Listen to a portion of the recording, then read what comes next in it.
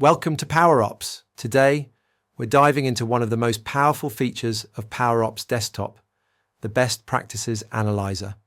If you've ever wondered whether your Power BI report or model follows industry standards, this feature is your new best friend. Powerops automatically evaluates both your Power BI report and data model against industry standard best practices.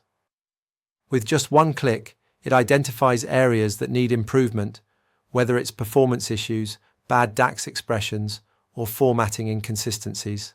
Let's start with report rules. Powerops evaluates your visuals, bookmarks, filters, and other report elements. It neatly categorizes them into passed and failed sections, so you know exactly what's working and what's not. For example, slicer search input should be empty when publishing a report. If it's not, Powerops flags them immediately. Next up, data model rules. This is where the real optimization happens. Powerops checks for anti-patterns in your model across key categories like performance, formatting, DAX expressions, maintenance, and more. Maybe you're using too many calculated columns, or there is no relationships between tables. Powerops points it all out, so you can fix it quickly. Each rule is assigned a severity level, helping you focus on what matters most.